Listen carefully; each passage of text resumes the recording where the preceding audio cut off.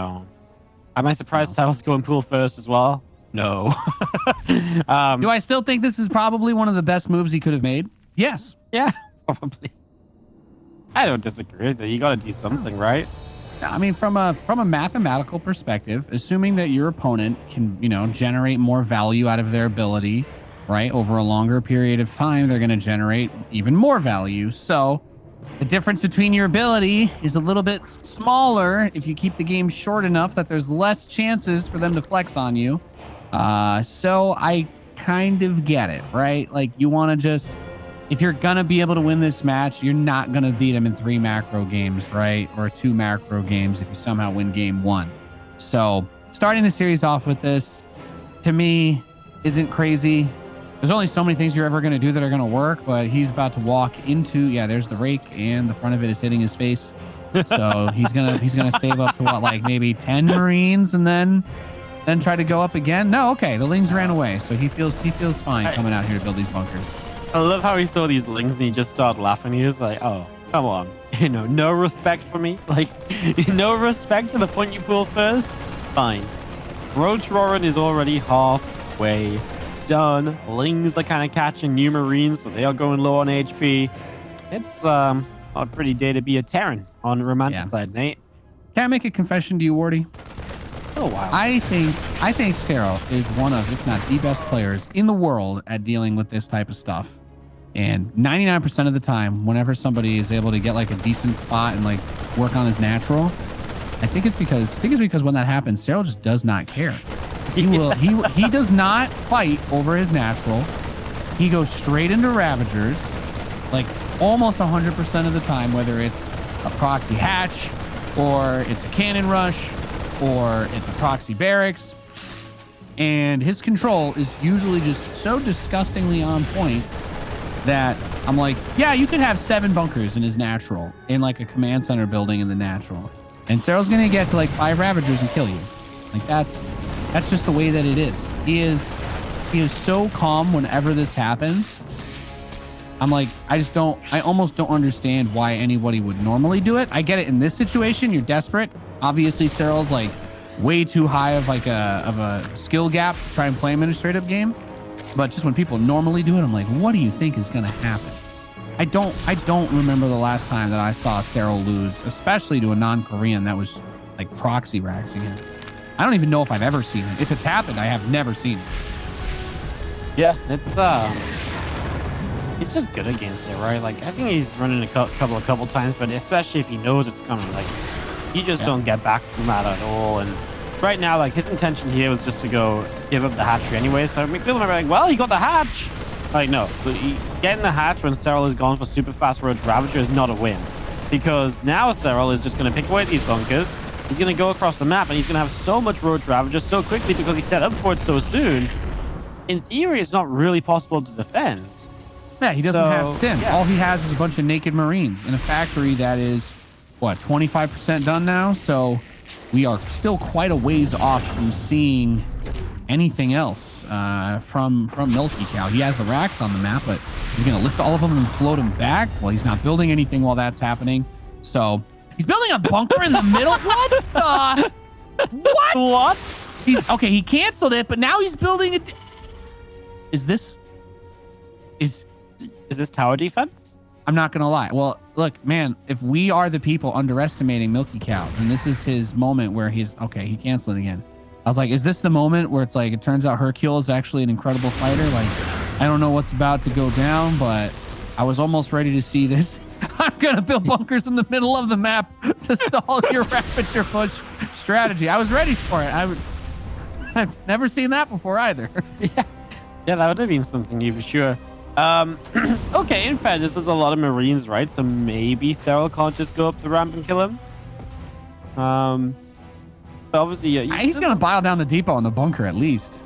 Like, without stim and tanks, he still has the time to play ball here, right? Yeah. I just don't think you can get into killing though, right? So yeah, you can do time, but MilkiCow will survive. If he doesn't risk the Overlord, then he can never bile this, because you don't want to walk up the ramp. Even with Ravagers, that many Marines, Ravagers are not as tanky as Roaches because they have less health. Fun fact. Oh, that's Rickle hit. Yeah. Get the air horns out. Oh. Well, bunker's at least repaired, but you got double depot, which is already a win as well, right? There's 200 minerals. Tank is out, but that's quite far back. The Banshee's on the way as extra roaches show up, but I don't think he's going to go. I think Serral's just going to back away and say, cool. It's not like you've taken your own expansion. I'm on my way to my third hatch. I'm going to start up a leg at Ling speed and... Yeah, I like just chilling here. The Banshee's a good play because it should force the Ravagers to run home. But I like just chilling here at the very least, kind of like threatening with that position that he'd held. And now the Ravagers do go home. Very, very smart, right as that Banshee is coming out. But yeah, those types of situations are so scary because even though that tank is good, the tank doesn't cover all the space on its own. So you don't want it to get biled down. Tries to leave a trail for the Banshee to fly through and is not going to be able to do that. But at the same time, Serral double expanded behind this, worth pointing out. He's getting his lair. So that was somewhat always the plan, right? You break out, get the expos, and now we have Ravagers being chased by Banshee. Just trying to 700. Like, is this how Serral makes the game a challenge for himself, you think? He's like, well, at least this part's pretty difficult. Well, he's like, I can only win this game if I bile down the Banshee. It's like if the Banshee kills all the Ravagers, he's just gonna tap out. He set an alternate win condition, like building a wonder or something. Yeah. Oh yeah. No, I was actually kind of surprised that the Ravagers Roaches turned back around because he said it right. He pulled them back. It was a good time, and then he kind of turned them back around again. I was like, oh. Yeah, that was an interesting one. But yeah, trying to compliment you, Serral. I guess he's going for a wonder rush. He only lost like one Ravager or something anyway, so it wasn't really that bad. And when you think about the micro MilkiCow, you had to put it on the Banshee just to keep it alive. So, yeah. Yeah, the interesting thing to consider as well is that while the units lost doesn't tell like a crazy story, there was still a decent amount of buildings killed on the part of MilkiCow. And I believe with the way StarCraft works, if you don't actually destroy the bunker yourself, I don't think the resources for repairing it get counted as lost either if it doesn't get killed. Like if you just salvage it. But it's 25 minerals, 40 to repair a bunker from 1 hit point back to maximum. So every time that he stalls a bile wave, it's half an SCV that gets delayed too. So if we want to break this down and get real boring, we can. We have that ability to do that. Oh, if we want to go like full analysis, yeah? Yeah, exactly. Let's not. No, I don't feel like doing that either. +1 attack is finished though. Combat shields is almost halfway done, but there's no Baneling nest, so that doesn't really seem to be an issue. Yeah, he's got so if he gets all these Marines in the tank shooting at just roaches and Ravagers, anything is possible. But the biles, I think, will become a big factor. Like, don't clump all the tanks, don't siege them all next to each other. Try to spread them out. And if you can siege up on the 4th and get a kill on it while you take the 3rd, I think that's a pretty big win. But I don't think there is a 3rd command center. No. Well, no, yeah, I guess you couldn't have this many Marines if you had gone for a fast 3rd command center, huh? This is why he has the scary-ish kind of position, right? Where it's like, oh, this army's kind of good, but like, yeah, he has nothing really behind this. So he's essentially 2 base all in. There are units in the middle of the map from Serral waiting to catch reinforcements, perhaps. We'll see how that plays out. Ling's going to get there. Actually going to get a siege tank, which is quite nice. The siege tank counts the scary part. No, that's awesome. That's awesome. Baneling speed is almost halfway done now. We have combat shields, so a little bit of here and there, a little tit for tat at the moment. Going up this ramp with this many Ravagers I can bile, enough to almost force field off the ramp, that is where the problem becomes a little bit bigger, because the tanks on the bottom here maybe can threaten the Evo chambers, but not too much else. So you kind of have to step a little far forward to get it done. But he's done a good job of clearing the creep. Like, it's still a scary Terran attack, but when Baneling speed finishes, I'm not I don't know. I feel like this army's getting pretty scary big on the part of Serral, and MilkiCow's got to think about that 3rd command center, which he does now start.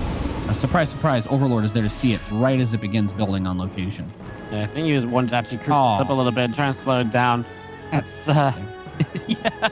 How's it ever gonna finish building with all that gooey creep in the middle of it, man? It's Guys, like, yeah, build your computer while creep is raining onto it. It's like, what are you talking about, man? You can't put something together when that's happening. That'd be such a broken mechanic. But kind of fun. Things get in and a lot of SCVs going down. Ravagers and Bane's gonna push through the middle, and a few biles are gonna do very well at picking off a siege tank. Yeah, this only gets worse. There you go. MilkiCow's gonna tap out.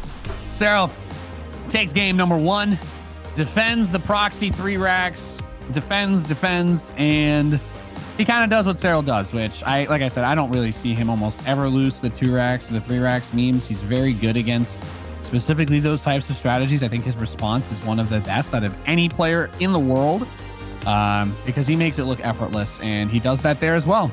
So great first game by the Finnish Phenom.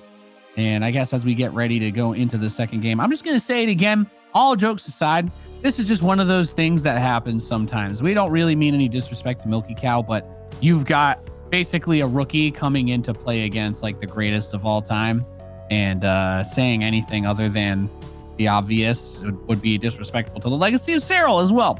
So for MilkiCow, it's a tough situation to be in, but getting slammed by the elite of the elite on the big stage is a part of what builds character, I believe, is what Calvin's dad would say. Builds character.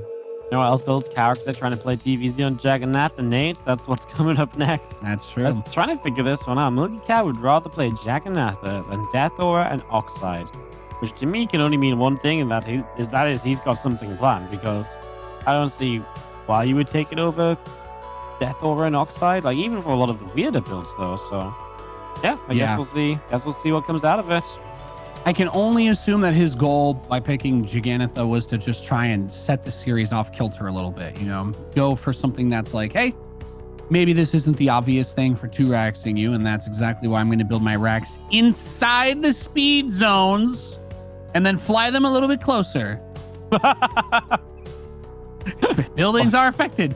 Floating buildings are affected by the speed zones, guys. My SCVs will run to their proxy location that much faster. Yeah. Okay. I mean, if that happens, I'll be impressed, mate. We're gonna kick this one off in the upper right-hand side. Blue Zerg up 1-0 is Serral.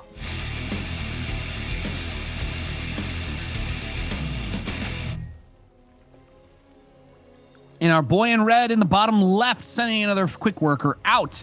He is MilkiCow.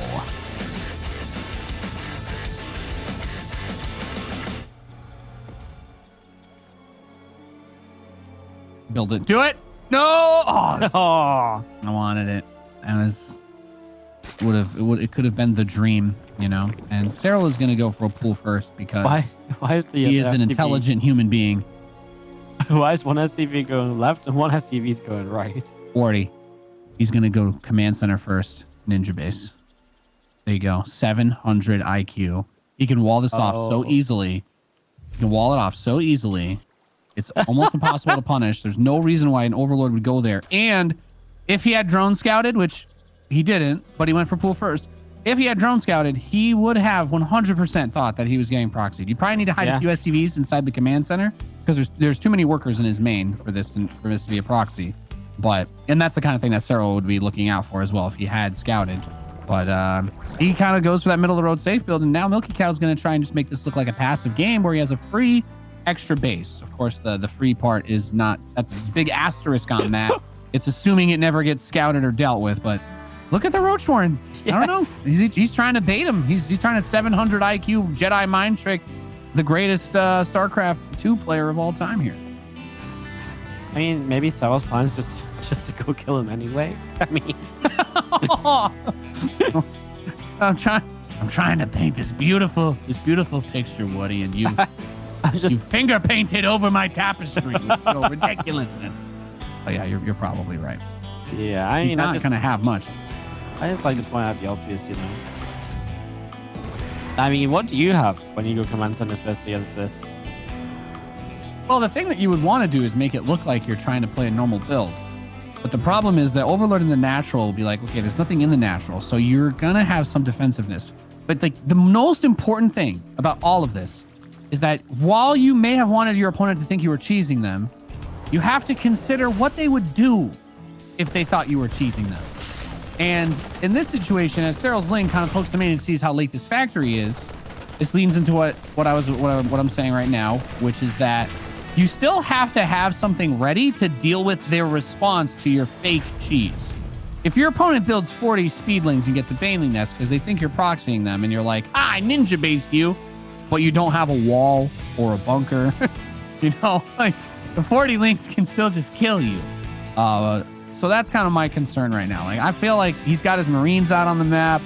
I'm feeling a little bit concerned about the possibility. Like, yes, your bunker's in a ninja base that hasn't been scouted. Like, I don't know if you realize this, but if your ninja base got scouted, 2 Marines in a bunker behind the mineral line wouldn't really help you anyway. And now, well, it took me too long to say it.